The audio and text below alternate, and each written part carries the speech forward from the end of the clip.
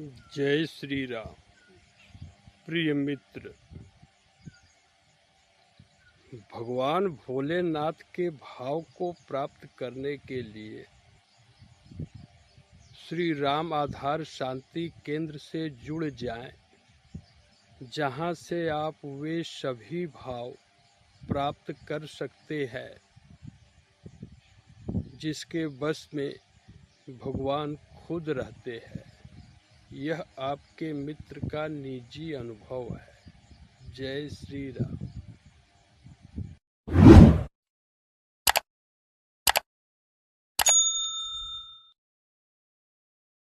श्री राम, जय जय राम।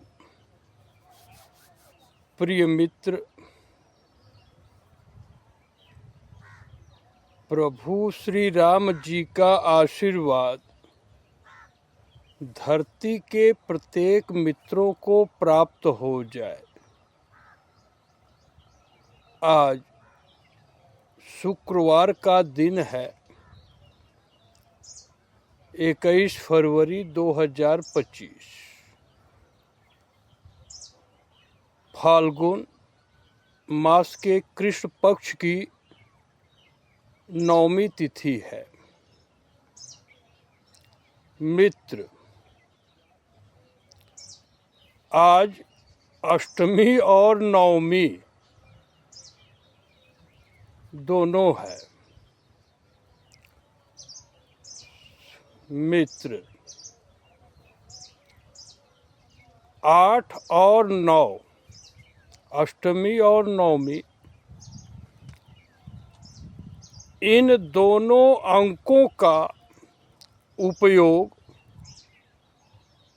आप गणना के लिए तो करते हैं,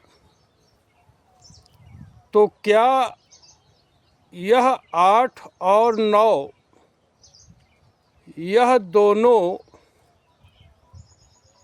का उपयोग मात्र गणना के लिए है?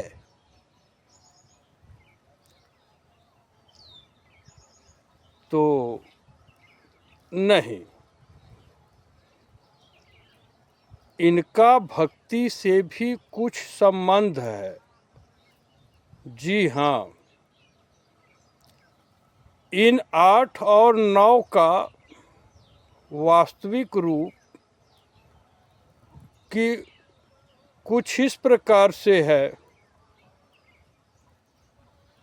कि 8 जथा लाभ संतोषा,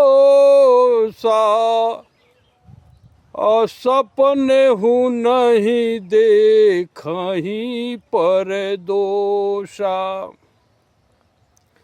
इसका भाव यह है कि जब तक इस शरीर में प्राण है तब तक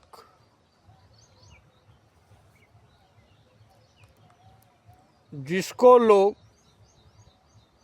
जीवन मानते हैं, यानी जन्म और मृत्यु के बीच का जो समय है, इसी को लोग मान लिए हैं भ्रमवश। तो ऐसा नहीं है। यह जन्म से मृत्यु के बीच का समय है। इसमें अपने भगवत स्वरूप को प्राप्त करने के लिए आप कितने साधन प्राप्त कर चुके हैं, वास्तव में 8 का अर्थ यही है। तो 8 है तो 8 का वास्तविक अर्थ है कि आपके पास 8 साधन होने चाहिए। यह 8 का वास्तविक अर्थ है। तो संतोष तभी होगा जब आप अपने इच्छाओं का अंत करेंगे।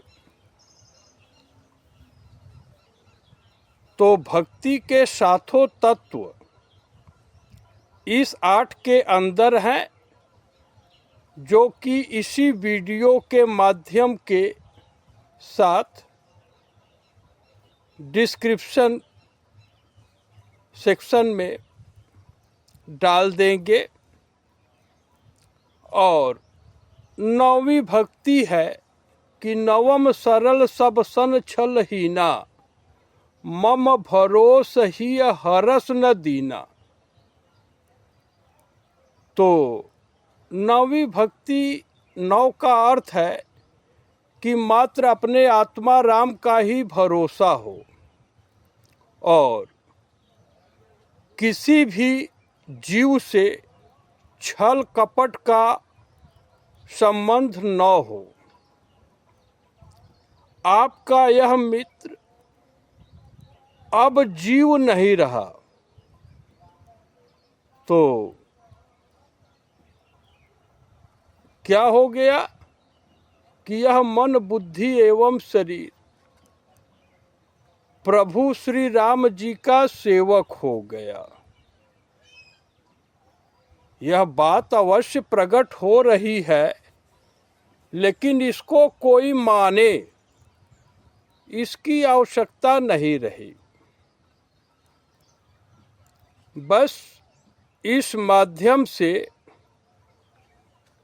आपके पास जानकारी पहुंच रही है कि अब डॉक्टर रविशंकर पांडे व्यवहार जगत का अंग नहीं रहे। अर्थात जहां तक व्यवहार चलता है, इसमें साम दाम दंड भेद 4 तत्व का उपयोग करना पड़ेगा,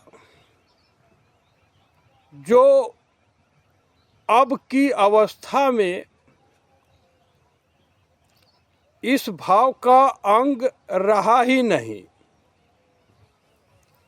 सातों सम मोहि मैं जग देखा, अर्थात प्रभु श्री राम जी आत्मा राम रूप से सबके हृदय में है। बिना आत्मा राम जी के सहयोग के कोई न्यूरो हार्मोनल एक्शन रिएक्शन तो नहीं कर सकता। तो मित्र, Shri Ram ji, the supreme soul is enshrined in each individual of each individual without any distinction। बिना भेद के श्री राम जी आत्मा राम रूप से बिना किसी भेदभाव के सबके हृदय में उपस्थित हैं, अर्थात सबके अंतःकरण में व्याप्त हैं। यह भाव आपके इस मित्र के भाव में प्रत्येक श्वास में उपलब्ध हो गया। अर्थात इनके मत के अनुसार एक ही परमात्मा प्रत्येक रूपों में उपस्थित है। मित्र, जो भी ज्ञान प्रभु श्री शिव जी की कृपा से आपके इस मित्र को प्राप्त हुआ, उस ज्ञान से स्पृहा एवं आसक्ति दोष का निवारण हो गया। इसका सीधा सीधा प्रभाव आप जान लें। प्रभु की विभूतियां तो अनंत है, फिर भी यहाँ पर अनंत की अवस्था के करीब तो बुद्धि है, लेकिन अनंत में नहीं है। तो फिर भी निष्काम भाव,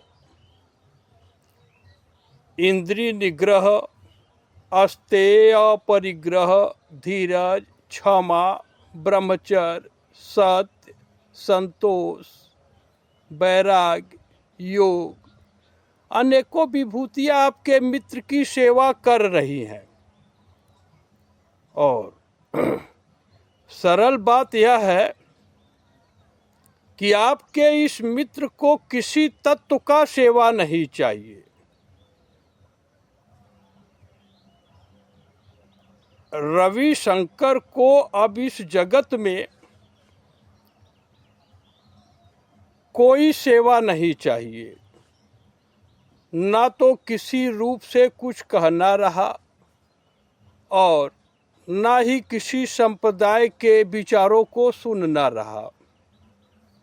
हाँ, आपको श्री शिव जी का बोध हो जाए, बस इसी भाव से यह सब वाणी प्रकट हो रही है। आपका वास्तविक स्वरूप आपकी आत्मा है और मन बुद्धि सहित संपूर्ण शरीर अर्थात मानव पिंड मात्र साधन है। यह शरीर आपका असली स्वरूप नहीं है। इस साधन से आप अपने बीज रूप वास्तविक स्वरूप अर्थात परमात्मा के स्वरूप का अनुभव प्राप्त कर सकते हैं। आपके इस मित्र को यह अनुभव प्राप्त हुआ। यह सभी ज्ञान श्री शिव जी के द्वारा प्रदान किया गया है। अब रविशंकर पांडे की बुद्धि अधिकार, आज्ञा एवं उपदेश तीनों की सीमा रेखा के बाहर है। इसका क्या भाव है कि इस जगत पर आपके इस मित्र का कुछ भी अधिकार नहीं रहा, चाहे वह पूरे ब्रह्मांड की संपत्ति हो, इससे कुछ लेना देना नहीं रहा। आज्ञा अधिकार ही नहीं है तो आज्ञा दे नहीं सकते। मैं ज्ञानी हूँ और पूरा संसार अज्ञानी, इस भाव की कल्पना आपका यह मित्र भूल करके भी जागते हुए की बात ही क्या है, सपने में भी नहीं करेगा। क्योंकि आपके इस मित्र के भाव में सभी लोग ज्ञानी ही हैं। हाँ, माया के विवश होने से मूर्ख भाव का चरित्र हो रहा है। मित्र, श्री शिव जी की कृपा से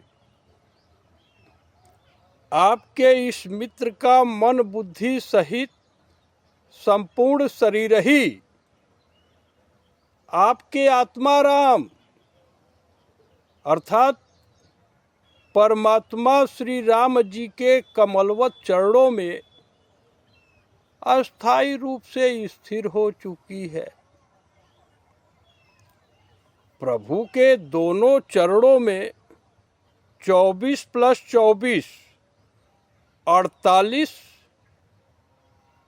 चिन्मय चिन्ह संकेत चिन्ह हैं। फिर भी ये 48 संकेत चिन्ह तो जग विदित है। हर मनुष्य को 48 चिन्ह की जानकारी होनी चाहिए और यह जानकारी होने से आप अपने बीज स्वरूप परमात्मा भाव का अनुभव कर लेंगे। मित्र, इस कलयुग के कुचाल में, उथल पुथल की जिंदगी में 48 तत्वों को याद करने का समय नहीं है, तो आप शंख चक्र गदा वनमाला 4 जो प्रभु के रूपों का वर्णन है, इसको जान लें और 2 अक्षर आ कहेंगे। आ तो हम भी पढ़े हैं। अ का भाव है अनाश्रित और आ का अर्थ है आसक्ति रहितम। इन दोनों को इस चंचल मन में स्वामी का स्थान दे देने से आपके इस मित्र को मुक्ति का राज्य प्राप्त हो गया। आप भी यदि इन दोनों भाव को स्वामी बना लेंगे तो आप भी मुक्ति का राजा बन जाएंगे। आपका यह मित्र तो धरती के प्रत्येक प्राणी को मुक्ति प्रदान कर सकता है, लेकिन जब यह सेवा कोई लेना चाहे तब न भैया। मित्र, धरती के प्रत्येक मनुष्य को मुक्ति का राज्य प्रदान करने की सेवा आपके इस मित्र के माध्यम से हो रही है। अगर जिज्ञासा है कि पांडे जी क्या हो रहा है, तो यही हो रहा है। वास्तव में यह क्रिया मात्र श्री शिव जी के माध्यम से हो रही है। इसमें आपके इस मित्र का कुछ भी पुरुषार्थ नहीं है। मित्र, यह ज्ञान बिल्कुल स्पष्ट है कि इस सेवा में किसी भी क्षण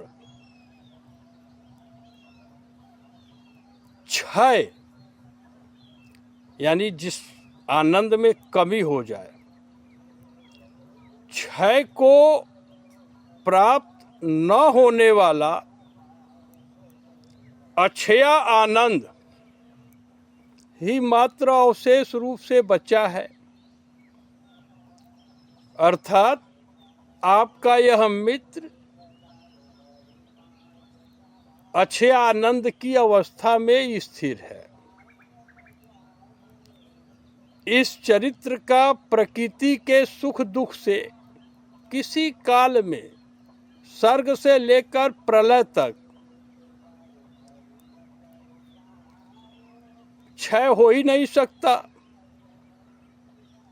श्री कृष्ण भगवान बता दिए कि जातस्य ध्रुवो मृत्यु ध्रुवम जन्म मृतस्य च तस्माद् परिहारार्थे नानुशोचन्ति पंडिता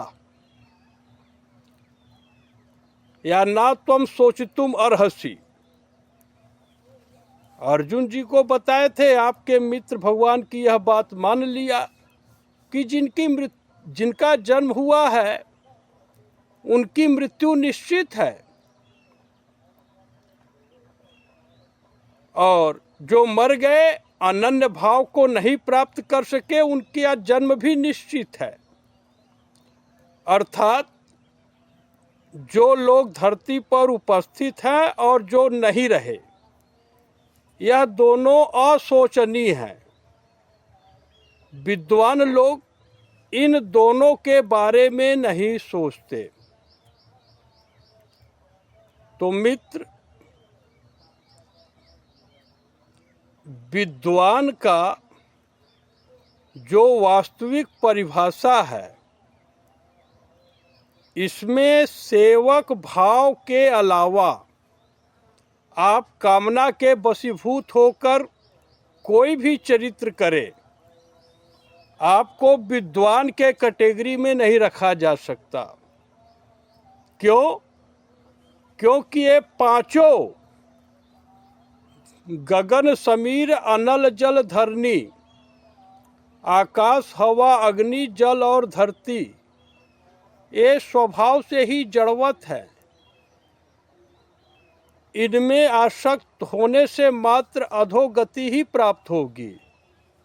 इसलिए आपके इस मित्र के बुद्धि में धरती का वैज्ञानिक यानी जियोलॉजिस्ट, या जल का वैज्ञानिक हाइड्रोलॉजिस्ट, या हवा का वैज्ञानिक प्रोफेसर रविंद्र खैवाल भाई इन्वायरमेंटल बायोलॉजिस्ट, और मौसम वैज्ञानिक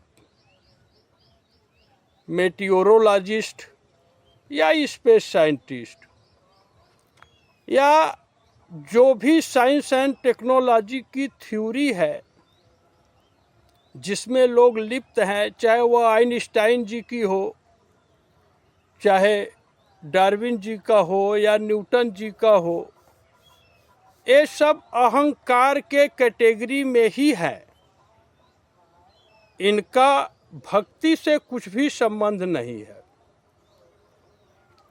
मित्र, जब तक आप अपने मन को अनासक्त नहीं कर सकते,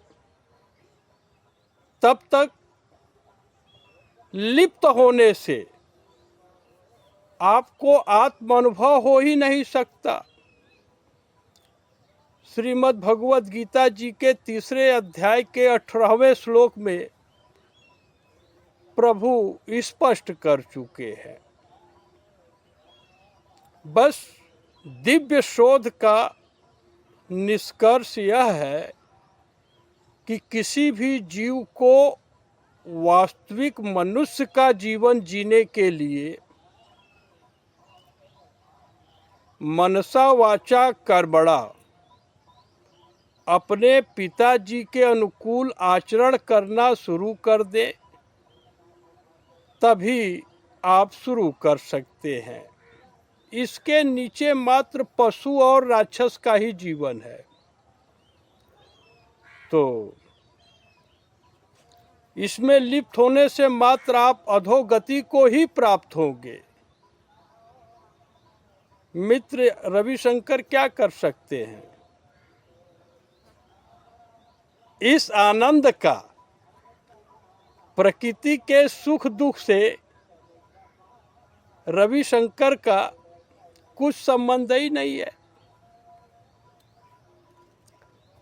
तो श्री शिव जी की पवित्र सेवा के अलावा अब आपके इस मित्र का कोई प्रयोजन नहीं है। अब इसका थोड़ा सा विस्तार जान लें कि इस धरती पर कोई मनुष्य एक क्षण के लिए भी आपके इस मित्र का स्मरण करे, इसकी कल्पना ही समाप्त हो गई। आप लोग वह गाना सुने होंगे कि पल भर के लिए कोई मुझे मान ले, है तो प्यार कर ले, लेकिन अभी आप प्यार वार तो बहुत दूर हो गया। कोई एक क्षण के लिए भी आपके इस मित्र का स्मरण करे, इसकी कल्पना आपके इस मित्र की बुद्धि से समाप्त हो गया। अर्थात इस पूरे आकाश के अंदर, यानी ऋषि मुनि, देवी देवता, असुर, चंडाल, कोई भी इन्हें माने, इसकी कल्पना समाप्त हो गई। तो यह जो कवि की कल्पना थी उसको एक रूप दे दिया गया। ये तो रही धरती की बात। तो अमानित्वम यानी श्रेष्ठता के अभिमान का अभाव हो गया। ये तो रही धरती की बात। अब स्वर्ग का राजा इंद्र का भी सम्मान इनको नहीं चाहिए कि देवराज इंद्र आके सम्मान करे कि डॉक्टर रविशंकर पांडे अब साधु हो गए। इंद्र का भी सम्मान नहीं चाहिए। यद्यपि प्रभु स्पष्ट किए हैं कि देवताओं में इंद्र मैं ही हूं, लेकिन इनको इंद्रदेव का भी सम्मान नहीं चाहिए। और स्वर्ग का सुख, यह तो सूखी हड्डी के बराबर हो चुका है। मित्र, लोग कल्पना करते हैं कि मरने के बाद मुझे स्वर्ग मिल जाए, और जीते जीते आपके मित्र के मन की अवस्था यह है कि स्वर्ग का सुख मात्र सूखी हड्डी के बराबर है। यह बात स्पष्ट हो रही है। इसका उद्देश्य मात्र इतना है कि आप यह अनुभव कर लें कि स्वर्ग के प्राप्ति के लिए यहाँ से कोई प्रयास होगा नहीं, और ना तो स्वर्ग के सुख को स्वीकार ही किया जाएगा। सरग नरक जहाँ लगी व्यवहारू, जहाँ तक व्यवहार की सीमा है वहाँ तक आपके इस मित्र का कोई चरित्र हो ही नहीं सकता। अर्थात यह वाणी किसी व्यवहार के लिए प्रकट नहीं हो रही है। इसमें मित्र साम दाम दंड भेद, इसका उपयोग करना होगा, जो कि इस रूप के लिए नीति नहीं है। बाकी सब सीताराम जी की मूर्ति है ही। मित्र, ये सब वाणी किसी अभिमान की अभिव्यक्ति नहीं है। यह अनंत परमात्मा श्री राम जी का भाव है। किसका है?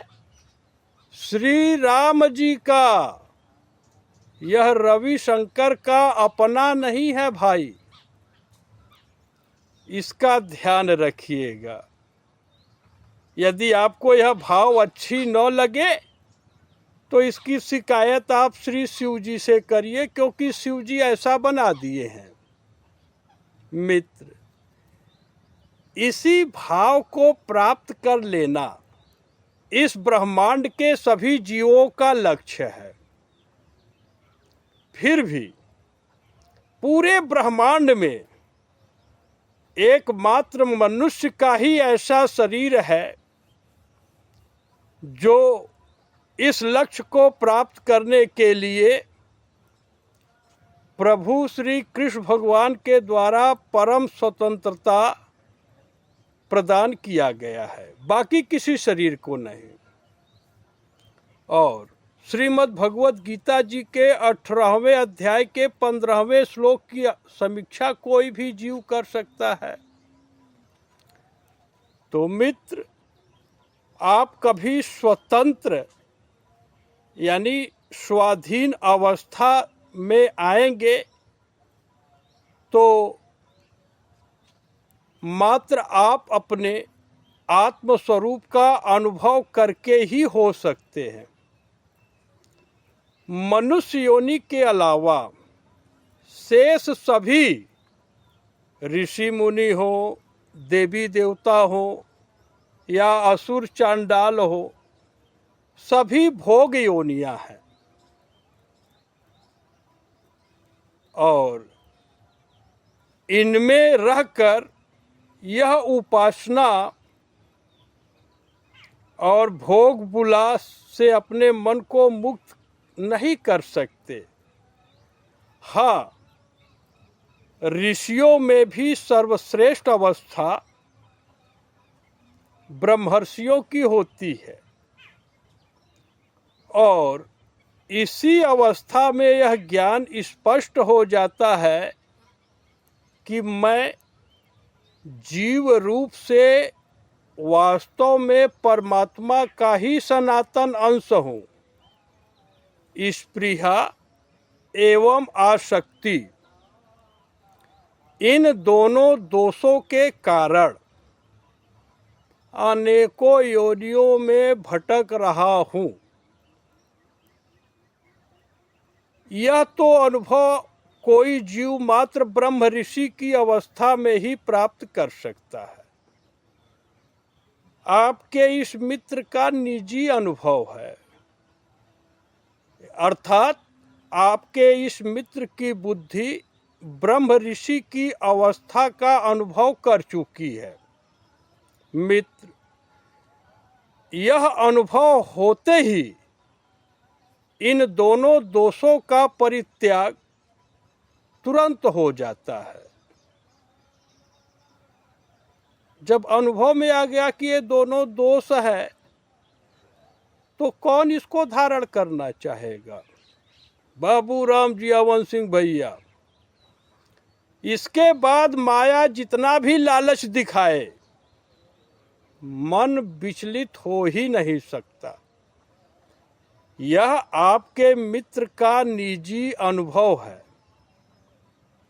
और जब तक शरीर में प्राण है तब तक विश्व का कोई भी मनुष्य इस भाव का अनुभव कर सकते हैं। मित्र, लालच और कपट के बाहर आपके इस मित्र को जो अनुभव हुआ, इसके अनुसार आप वास्तव में स्त्री एवं पुरुष के रूप में गौरी शंकर जी ही हैं।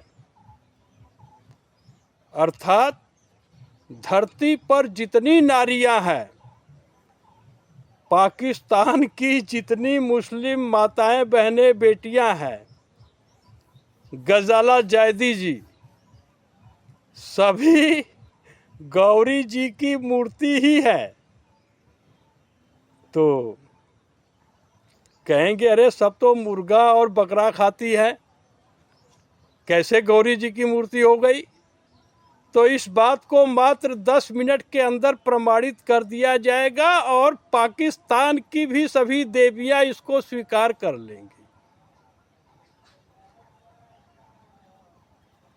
अब बस इतना होना चाहिए कि वो अपने अल्लाह को मानती हो। अब जो मानेगा नहीं, उसके लिए रविशंकर क्या कर सकते हैं? मित्र, आप इस भाव का अनुभव तभी कर सकते हैं जब आप सच्चे और पक्के मन से या तो स्वार्थी बन जाए या तो परमार्थी, यानी आप धरती के सबसे बड़े स्वार्थी बन जाएं या तो आप परमार्थी बन जाए। इन दोनों अवस्था में आप इस परमानंद के भाव को प्राप्त कर सकते हैं। हाँ, यह दोनों अवस्था प्राप्त करने की जो धारणा शक्ति है, धृति, वह आपको अर्थात धरती के प्रत्येक मनुष्यों को प्रदान किया जा सकता है।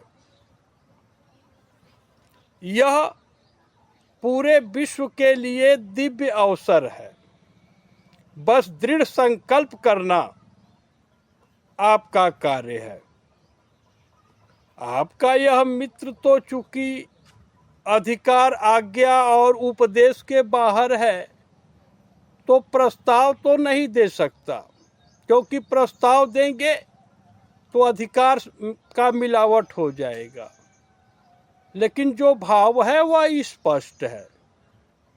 मित्र,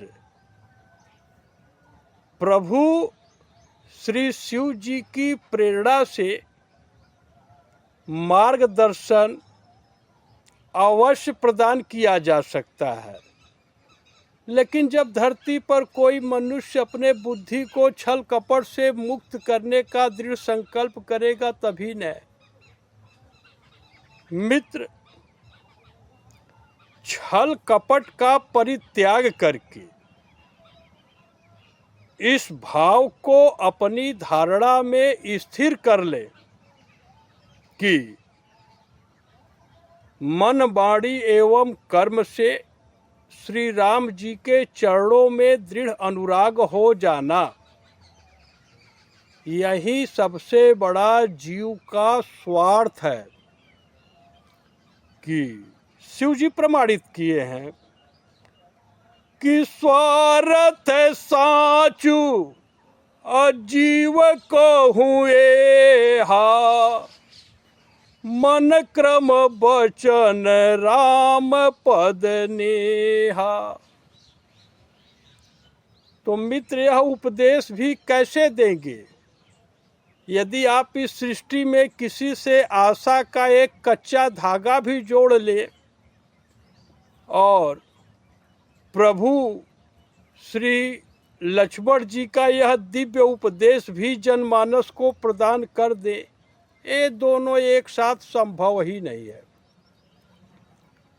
इसलिए सभी आशाओं का परित्याग करके आपका यह मित्र सच्चा स्वार्थी बन गया। इससे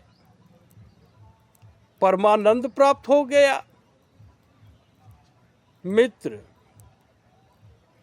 अनेकों रहस्य इस जगत में हैं, लेकिन एक रहस्य यह भी है कि संपूर्ण ब्रह्मांड में वही शरीर पवित्र और सुंदर है जिसको पा करके जीव श्री राम जी का भजन करे, चाहे वह गिद्धराज जटायु जी का ही शरीर क्यों न हो, जो कि मरा हुआ मांस खाते हैं मुर्दे का। इसका अर्थ है कि श्री राम जी के आज्ञा अनुसार जीव आचरण करे। इसके लिए निश्चयात्मिकता बुद्धि की आवश्यकता होगी, और ऐसी बुद्धि भी आपके इस मित्र के द्वारा जगत के प्रत्येक मनुष्य को प्रदान किया जा सकता है।